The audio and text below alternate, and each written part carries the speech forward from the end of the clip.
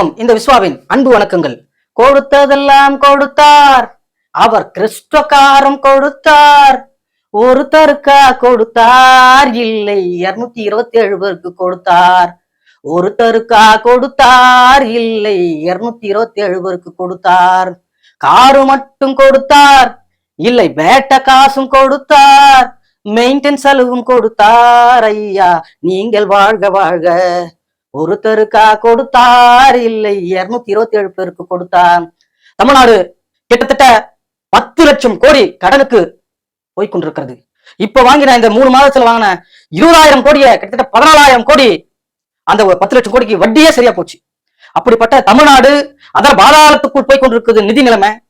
ஆனால் இந்த சட்டமன்ற உறுப்பினர்களுக்கு எல்லோருக்கும் ஒரு கிறிஸ்டோ கார், ஒரு காருடைய விலை குறைந்தபட்சம் 20 லட்சம். அப்ப 227 பேருக்கு எவ்வளவு ஆச்சு பாருங்க, நீங்களே கணக்கு பண்ணுங்க. நான் ரொம்ப கணக்குல கொஞ்சம் வீக், கிட்டத்தட்ட 40 கோடிக்கு மேல போகுது. அது மட்டும் இல்லாமல் அவர்களுக்கு மெயின்டெனன்ஸ் செலவு 1 லட்சம் ரூபாய்னா கூட 227 பேருக்கு கிட்டத்தட்ட 23 லட்சம் 24 லட்சம் ஆகுது. எங்க போறது? அந்த பணத்தை தொகுதி வாரியாக பிரிச்சு கொடுத்தா எத்தனையோ கிராமங்களுக்கு நல்ல சாலைகள் இல்ல, நல்ல குடிநீர் இல்ல, சத்த புதைக்கிறதுக்கு சுடுகாடு இல்ல.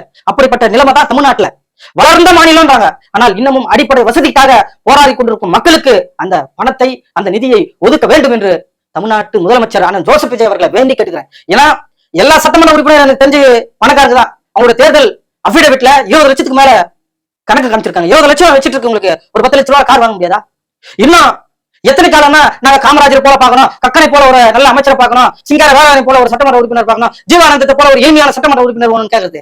தாவேகா எம்எல்ஏ சிம்பிளா வந்தாங்கப்பா, பைக்ல வந்தாங்கப்பா அப்படி நாங்களும் சொல்லி போறோம். இந்த ஜென்சியும் சொல்றோம், சிம்பிளா வாங்க, மக்களோட மக்களா இணைஞ்சு வேலை செய்யுங்க, உங்களுடைய பெருமை அதிகரிக்கும். அதை விட்டுட்டு கார்ல தான் வந்து நாங்களும் பல ஆண்டுகளா பாக்குறோம். ஒரு அமைச்சர் முன்னாடி சைரன் வச்ச கார், கேங்கன்னு ஒரு காரு, பின்னாடி ஒரு காரு, அதுக்கு பின்னாடி 2 காரு, ஒரு அமைச்சர் வந்து கெத்தா நடந்து அவர் பின்னாடி ஒரு 4 பாடி கார்ட்ஸ்.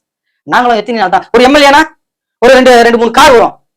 அதையெல்லாம் தவிர்த்து ஒரு காமராஜரை போல, ஒரு கக்கானை போல, ஒரு சிங்கார வேலனை போல, ஒரு ஜீவானந்தத்தை போல ஒரு எளிமையான ஒரு சட்டமன்ற உறுப்பினரை நாங்க பார்க்க எதிர்பார்க்கிறோம். தயவு செய்து இந்த காரை தவிர்த்து மக்களின் அடிப்படை வசதிகளை செஞ்சு தரணும் என்று அன்போடு கேட்டுக்கொள்கிறேன். நன்றி, வணக்கம்.